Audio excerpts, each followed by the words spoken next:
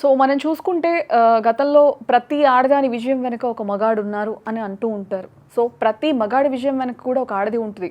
So ఈ మాటలన్నీ మనం వింటూ ఉంటాం. నిజంగా అది ఎంతవరకు కరెక్టు? సో ఎంతవరకు ఇంపాక్ట్ చూపిస్తుంది అసలు ఒక ఆడదాని విజయం, మగాడు సపోర్ట్?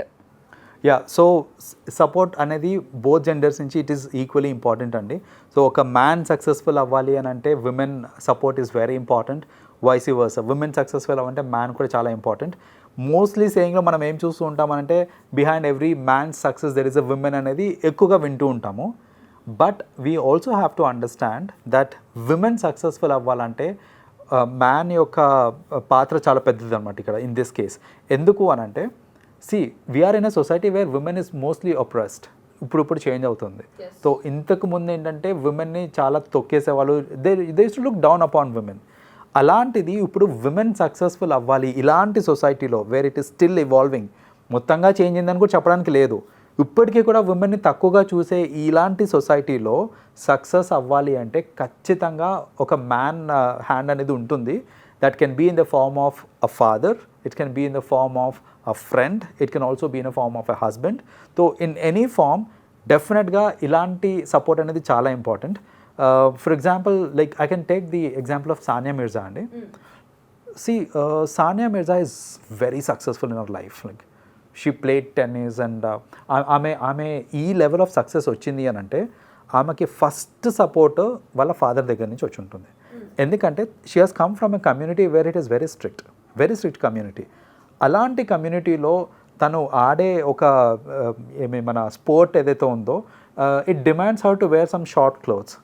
స్టిల్ సమాజం నుంచి వ్యతిరేకత వస్తుంది అని తెలిసి కూడా ఫస్ట్ వాళ్ళ ఫాదర్ ఎంకరేజ్ చేసి వాళ్ళ ఫాదర్ తనని కోచింగ్కి తీసుకెళ్ళి అని చేశారు. యూనో ఈవెన్చువల్లీ ఏంటంటే she also got similar kind of support from brothers కావచ్చు, వాళ్ళ ఫ్రెండ్స్ కావచ్చు, హస్బెండ్ కావచ్చు. సో ఫస్ట్ ఆఫ్ ఆల్ ఇలాంటి సపోర్ట్ లేకుండా వాళ్ళ ఫాదరే ఫస్ట్ ఆఫ్ ఆల్ పంపించలేదు అనుకోండి కోచింగ్కి, that's the end. Like we never మన సానియా మిర్జా అంటే ఎవరో కూడా తెలిసేది కాదు. సో అలా we have many examples in society where in ఒక విమెన్ సక్సెస్ఫుల్ అవ్వాలి అని అంటే first of all man's hand అనేది చాలా important. Specially wife and husband కేస్లో మ్యాన్ ట్రస్ట్ చేసి పంపించడం అనేది చాలా ఇంపార్టెంట్. మోస్ట్ కేసెస్లో ఏంటంటే ట్రస్ట్ ఫ్యాక్టర్ మిస్ అవుతుంది. వాళ్ళు ఏమనుకుంటారంటే రెండు విధాలుగా అనుకుంటారు. ఒకటి, ఈ అమ్మాయిని ఇప్పుడు నేను సపోర్ట్ చేసి కొంచెం ఎంకరేజ్ చేశాను అని అంటే ఈ అమ్మాయి సక్సెస్ అయిన తర్వాత నన్ను నెగ్లెక్ట్ చేస్తుందేమో, లేదా నేను తక్కువ అయిపోతానేమో అనే ఒక థాట్ వస్తుంది. రెండవది ట్రస్ట్ ఇష్యూస్ ఒకటి ఉంటుంది. When we're exposing her to this society, maybe she may be physical with someone she really likes or she may go away from my hands అనే ఇలాంటి నెగటివ్ థాట్స్ వస్తూ ఉంటాయి. అలాంటి సిచ్యువేషన్స్ జరిగిన సందర్భాలు కూడా చాలా ఉన్నాయి. సో చాలా మంది ఎంకరేజ్ చేసి వైఫ్ని బయటికి పంపించాక వైఫ్ ఎవరికో దగ్గర అవ్వడం, సక్సెస్ అయ్యి హస్బెండ్ని వదిలేసిన సిచ్యువేషన్స్ కూడా ఉన్నాయి. మరి అలా భయపడడంలో తప్పలేదంటారా? అలా భయపడడం ఒక జరిగే 1-2 ఇన్సిడెంట్స్ని దృష్టిలో పెట్టుకొని సపోజ్ ఇప్పుడు వీళ్ళందరినీ ఆపేసామనుకోండి, దట్ ఈస్ నాట్ కరెక్ట్ అంటున్నాను. మీరు చెప్పినట్టు అయి ఉండొచ్చు, కొన్ని సిచ్యువేషన్స్ అయినాయి, హస్బెండ్ ఎంకరేజ్ చేశాడు, వైఫ్ సక్సెస్ఫుల్ అయింది, but at the end of the day వదిలేసి. ఇవన్నీ అవసరం లేదు కదా, ఒక రీజన్ కావాలంతే. మనం ఇప్పుడు ఆపేయాలంటే ఒక రీజన్ కావాలి. ఇప్పుడు నలుగురిలోకి వెళ్తున్నాం, నలుగురిలో నా పేరేమైపోవాలి, ఆ నలుగురు ఏమనుకుంటారు, ఆ నలుగురు గురించి ఆలోచిస్తారు. కానీ వైఫ్ ఎంత సఫర్ అవుతుంది, వెళ్తే వైఫ్ లైఫ్ ఎలా అవుతుందని చెప్పేసి ఏ రోజు హస్బెండ్ ఆలోచించారు. అయితే ఇంకో ఆస్పెక్ట్ ఏంటంటే నిజంగా wife if she wants to go to someone, తను బయటకు వెళ్ళాల్సిన అవసరమే లేదు. So it is all in the mind అండి, it's all in the mind చెప్పాలంటే. నిజంగా ఒక అమ్మాయి she is loyal to you అంటే మీరు ఎక్కడికైనా పంపించండి, she'll be loyal to you. If she wants to go with someone else, మీరు ఏమన్నా చేయండి, you can't stop her from going to someone else. Same is the case with a man. Correct. So అలా ఏంటంటే ఒక person beat a man or a women పక్కన పెట్టేసేయండి, ఉండాలి అంటే ఉంటారు, ఉండొద్దు అంటే ఉండరు. మీరు ఏమన్నా చేసుకోండి, ఇట్స్ నాట్ పాసిబుల్. దేన్ని కూడా మనం పట్టుకుని ఎప్పుడు దేన్ని కూడా మనం ఆపలేం. సో ఎంత ఆపుతాం? సో మన ఒక బ్రేక్ అయిన గాజా తీసుకోండి, చేతిలో పెట్టుకుంటాం, మన నొప్పి ఉందనుకోండి వదిలేస్తాం, నొప్పి లేదనుకుంటే ఎంతసేపు అన్న పట్టుకుంటాం. సో ఏదైనా అంతే కదా. ఎగ్జాక్ట్లీ. సో అనవసరంగా ఇలాంటి దృష్టిలో పెట్టుకొని నేను ఆ వైఫ్ని నేను ఎంకరేజ్ చేస్తే తను చేయి జారిపోతుందేమో అనే థాట్స్ ఉండకండి. ఎందుకంటే చేయి జారిపోతుంది అని అంటే మీరు ఎంకరేజ్ చేస్తేనే చేయి జారదు, అవ్వాలనుకుంటే అవుతుంది, వద్దు అనుకుంటే మీరు ఏం చేసినా అవ్వదు. ఒకప్పుడు మగాడు అంటే ఇది ఎక్కువ, బట్ ఇప్పుడు ఆడవాళ్ళు తక్కువ. బట్ ఇప్పుడు అలా లేదు, ఇద్దరు ఈక్వలే. మగవాళ్ళు సమానమే, ఆడవాళ్ళు కూడా సమానమే. బట్ ఎంకరేజ్ చేసి పంపించే వాళ్ళు ఎంతమంది ఉన్నారు ఇప్పుడున్న జనరేషన్లో, ఇప్పుడున్న అప్డేటెడ్ వర్షన్లో? ఎంతమంది అర్థం చేసుకుంటున్నారు? బయట సొసైటీకి వెళ్ళి ఆడవాళ్ళు కూడా ఇలా అన్నీ సాధించగలరు, చేయగలరు, మనం పంపిస్తే ఏం కాదు అని చెప్పేసి ఎంతమంది ఉన్నారు? చాలా తక్కువ మంది ఉన్నారండి. ఇందులో మేజర్ రీజన్ ఇంకోటి ఏంటంటే, పేరెంట్స్ థాట్ ప్రాసెస్ ఎలా ఉంటుందంటే, సపోజ్ ఇప్పుడు ఫ్రెండ్స్ మేము అందరం కలిసి గోవాకి వెళ్తున్నామో పంపి అనేసి అన్నారు అనుకోండి, ఆల్ గర్ల్సే, not no forget about boys and all, గర్ల్సే వెళ్తున్నామో అనగానే ఫస్ట్ వాళ్ళకి వచ్చే ఇదేంటంటే, పెళ్ళైనాక నువ్వు ఏమైనా వేసుకో, పెళ్ళి కాకముందు మాత్రం ఇలాంటి వేషాలు ఎక్కువ.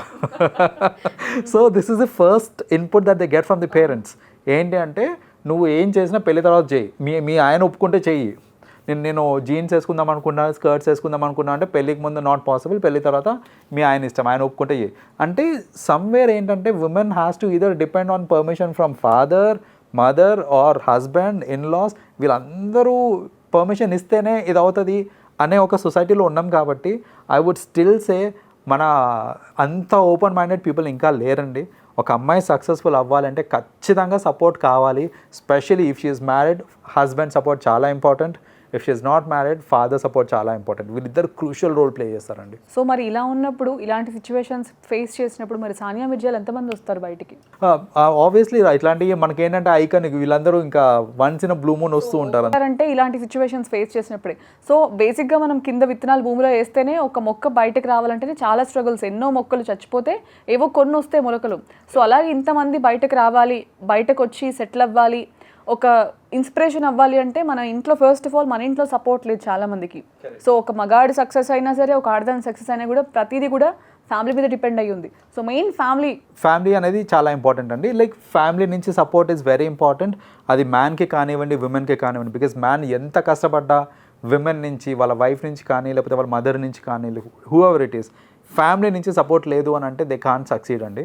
బికాజ్ సి, ఎంకరేజ్ చేయకపోయినా పర్వాలేదు, డిస్కరేజ్ చేయొద్దండి. చాలామంది ఏంటంటే అది దట్ ఈస్ వేర్ అది. సో అక్కడ మనకి ఏంటంటే ఇక్కడ ఫ్యామిలీ రోల్ ఏంటంటే, మీరు ఎంకరేజ్ చేయకపోయినా పర్లేదు, డిస్కరేజ్ చేయకండి. ఎంకరేజ్ చేస్తే ఇంకా మంచిది, వెల్ అండ్ గుడ్. కానీ మీరు ఎంకరేజ్ చేయలేను అని అంటే అట్లీస్ట్ డిస్కరేజ్ చేయకుండా కామ్గా ఉండండి. వాళ్ళ పనాలు చూసుకుంటారు, వాళ్ళు సక్సీడ్ అవుతారు. సపోర్ట్ చేస్తూనే ఉంటారు. సగంలో ఉండగానే నీకు అవసరమా, నువ్వు అయినా నీ వల్ల కాదు, లైట్ తీసుకో, ఇప్పటికైనా మించిపోయింది లేదు, వదిలేసి, అయినా మన కుటుంబంలో ఎవరైనా ఇలా చేశారా, మన ఫ్యామిలీ బ్యాక్గ్రౌండ్లో ఇట్లా ఉందని చెప్పేసి వాళ్ళు అట్లా డిసప్పాయింట్ చేస్తూనే ఉంటారు. చివరికి వాళ్ళు ఇది డిప్రెషన్లోకి వెళ్ళిపోయి అప్సెట్ అయినా చేశారనుకో, నేను ముందు అంటూనే ఉన్నాను నువ్వు ఇలా చేస్తావని చెప్పేసి మళ్ళీ వాళ్ళని బ్లేమ్ చేస్తారు. Correct. So they have to understand one thing అండి, అట్లీస్ట్ ఆ సాటిస్ఫాక్షన్ ఉంటుంది. నేను ఫెయిల్ అయ్యా, అండర్స్టాండ్, నేను సాధించలేకపోయాను, కానీ అట్లీస్ట్ నాకు ఒక మెంటల్ సాటిస్ఫాక్షన్ ఉంటుంది దట్ నేను ట్రై చేశాను. అట్లీస్ట్ నేను ట్రై లేకపోతే ఏంటంటే లైఫ్ లాంగ్ ఆ గిల్ట్ అలా ఉండిపోతుంది. సపోజ్ మీరు ఎవరినో ఆపారు, వాళ్ళు ఇంకా ఆ పని చేయలేదనుకోండి, లైఫ్ లాంగ్ వాళ్ళకి ఆ గిల్ట్ ఉండదు. అరే నేను అట్లీస్ట్ ఒక ట్రై అన్నా చేయాల్సిందే అన్న గిల్ట్ ఉంటుంది. వాళ్ళు సక్సీడ్ అవ్వలేదు అనుకోండి, మనం దాన్ని ఇంకా అవ్వలేదు కదా, అయిపోయింది కదా, అనవసరంగా మాటలతోటి మళ్ళీ పోటులు ఇవన్నీ ఇవ్వకూడదు అక్కడ. ఇన్స్టెడ్ ఏంటంటే, సరే you have done your best, అవ్వలేదు, దట్స్ ఓకే, లీవ్ ఇట్ అని ఒక ఎంకరేజింగ్ వర్డ్స్ ఇస్తే కనుక it will be totally different అండి. సో మన ఫ్యామిలీ నుంచి అలాంటి ఎంకరేజ్మెంట్ వస్తే కనుక you have the best of family. So బేసిక్గా ఎవ్వరు కూడా చేతగాని వాళ్ళు ఎవరూ లేరు. ప్రతి ఒక్కరికి ఒక ప్రాపర్ సపోర్ట్ ఉంటే ఎవరైనా కూడా ఎదిగి చూపిస్తారు, చేసి చూపిస్తారు, మేము ఇది అని ప్రూవ్ చేసుకుంటారు. సో ప్రూవ్ చేసే ఛాన్స్ ఇవ్వకుండా స్టార్టింగ్లోనే తొక్కేస్తున్నారు.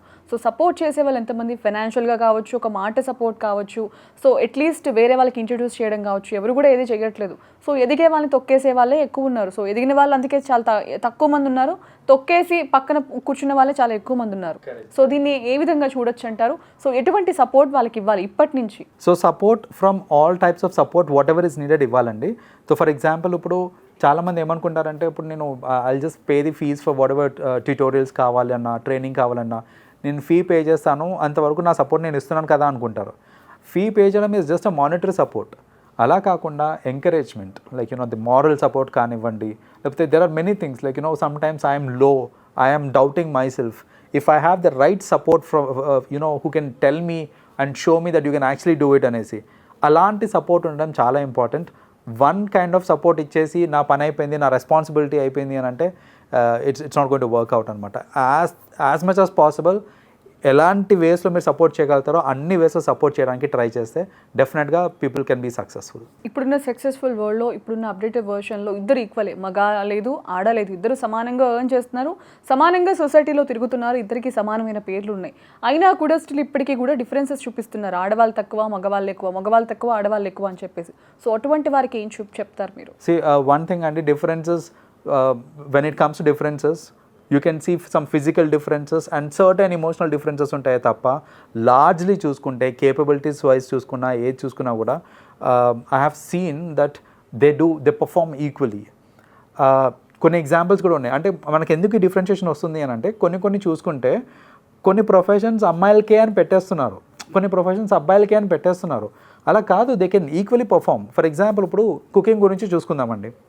వంట అనగానే చాలామంది ఏమనుకుంటారంటే వంట అంటే అదేదో అమ్మాయి చేసేదే అనుకుంటారు. కానీ మీరు రెస్టారెంట్స్కి వెళ్ళి చూడండి, జెంట్స్ షెఫ్స్ ఉంటారు. ఇప్పుడు శారీ షాప్కి వెళ్ళినా కూడా జెంట్సే చూస్తారు మార్కెట్ ఎక్కువ శాతం. Yeah exactly. సో చీరల గురించి అబ్బాయిలకి ఏం తెలుసులే అనుకుంటే అక్కడ చూసుకుంటే అందరు అబ్బాయిలే ఉన్నారు. At the same time I have seen most ఆఫీసెస్లో ఫ్రంట్ డెస్క్ రిసెప్షన్లో ఎవరైతే కూర్చుంటారో మోస్ట్లీ అమ్మాయిని కూర్చోబెట్టేస్తుంటారు. ఎందుకంటే అమ్మాయిలు అయితే వాళ్ళు బాగా చేస్తారు ఈ వర్క్ అనేసి, అట్రాక్ట్ అవుతారు, బాగా ఈ పని చేస్తారు అనేసి. కానీ I have seen in a lot of 5-star hotels men they do a phenomenal job అండి. వాళ్ళు they SIT at the reception, వాళ్ళు ఇచ్చే రిసీవింగ్ ఏదైతే ఉంటుందో, వాళ్ళు ఇచ్చే హాస్పిటాలిటీ ఏదైతే ఉంటుందో నెక్స్ట్ లెవెల్ హాస్పిటాలిటీ ఇస్తారు. అబ్బాయిలు కూడా చేయగలుగుతున్నారు. సో ఈ డిస్క్రిమినేషన్ పోవాలి. These are the live examples. ఏంటంటే ఒక పర్టికులర్ వర్క్ అది అబ్బాయికే లేకపోతే అమ్మాయికే పరిమితం అని మెంటల్ బ్లాక్ తీసేసేయాలి. ఏదన్నా సరే స్కిల్డ్ పర్సన్ చేశారు అని అంటే that can be done to the best అనమాట. ఓకే రామ్ గారు, థ్యాంక్ యూ.